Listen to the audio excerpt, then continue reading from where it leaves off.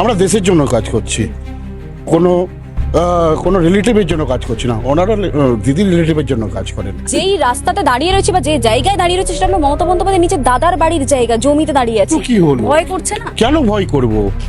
আমরা মানুষ, মৃত্যু আসবে আসবে, একদিন তো মৃত্যু আছেই, আজ নয় তো কাল। কি স্টেপ নেবে? জেলে ভরবে? ভরে দিক জেলে, সেটাও আমরা রাজি আছি। কিন্তু এটা তো ক্রাইম নয়, কাউকে নিজের শপথপত্রটা দিলাম, এটা তো আমার ক্রাইম নয়। এটা হচ্ছে জনসেবা। উনি একজন জনগণ, উনি নাগরিক, ভারতবর্ষের পশ্চিমবাংলার নাগরিক। একটা নাগরিকের হাতে আমি কাগজটা দিলাম।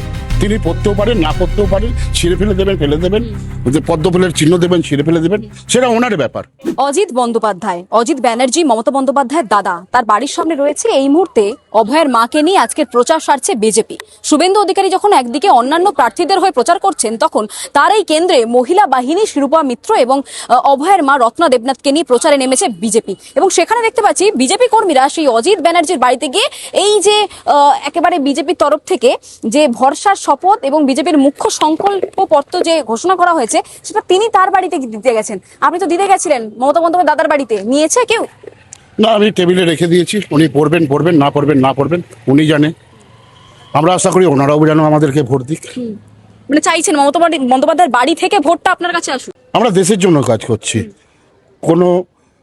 কোনো রিলেটিভের জন্য কাজ করছি না। ওনারা দিদি রিলেটিভের জন্য কাজ করেন। আচ্ছা, এই ভরসার শপথ, বিজেপির মুখ্য সংকল্প যে পত্র নিয়ে আপনি এই মুহূর্তে হাতে দাঁড়িয়ে রয়েছেন এবং যেই রাস্তাতে দাঁড়িয়ে রয়েছে বা যে জায়গায় দাঁড়িয়ে রয়েছে সেটা হলো মমতা বন্দ্যোপাধ্যায় নিজের দাদার বাড়ির জায়গা, জমিতে দাঁড়িয়ে আছে। কি হলো? ভয় করছে না? কেন ভয় করব?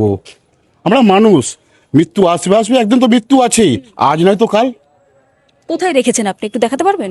অফিসে তো কেউ নেই এখন। কেউ নয়, আমি টেবিলে একটা ক্যালকুলেটর আছে, ওখানে রেখে দিয়েছি। কি মনে হচ্ছে এই শপথ পত্র যেটা রয়েছে ভারতীয় জনতা পার্টির, সেটা যাবে বাড়ির ভেতরে যিনি রয়েছে তার পর্যন্ত? যেতেও পারে, নাও যেতেও পারে, ডিপেন্ড করছে কে নিয়ে যাবে না নিয়ে যাবে। আমি তো এখানে থাকি না, আমি বলতে পারবো না কিছু। আপনি ইন্টারভিউ দিচ্ছেন, আপনি এখানে সিসিটিভি মোড়া রয়েছে, এখানে আপনি এখানে অফিসের মধ্যে গিয়ে টেবিলে এটা ভারতীয় জনতা পার্টির শপথপত্র দিয়ে এলেন রাজ্যের মুখ্যমন্ত্রীর একেবারে দাদার বাড়িতে গিয়ে। আপনার উপর যদি কোনো স্টেপ নেওয়া হয়, কি করবেন?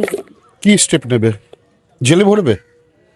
ভরে দিক জেলে, সেটাও আমরা রাজি আছি। এটা তো কোনো ইলিগাল ওয়ার্ক নয়। আমি একটা ইনফরমেশন দিলাম, আমরা এই কাজ করছি। এরপরে কিসের জন্য জেলে ভরাবেন? এটা কিন্তু কাজ করছেন। আমি নিজের কাজ করছি। এই বাড়ি থেকে ভোট আসবে আশা রাখছি, কিন্তু এটা তো ক্রাইম নয়, কাউকে নিজের শপথপত্রটা দিলাম, এটা তো আমার ক্রাইম নয়। এটা হচ্ছে জনসেবা। উনি একজন জনগণ, উনি নাগরিক, ভারতবর্ষের পশ্চিমবাংলার নাগরিক। একটা নাগরিকের হাতে আমি কাগজটা দিলাম। তিনি পড়তেও পারেন, না পড়তেও পারেন, ছিঁড়ে ফেলে দেবেন, পদ্মফুলের চিহ্ন দেবেন, ছিঁড়ে ফেলে দেবেন, সেটা ওনার ব্যাপার। আমার পেছনে যে বাড়ি রয়েছে সেই বাড়িটি হলো মমতা বন্দ্যোপাধ্যায়ের দাদার বাড়ি, অজিত বন্দ্যোপাধ্যায়ের বাড়ি।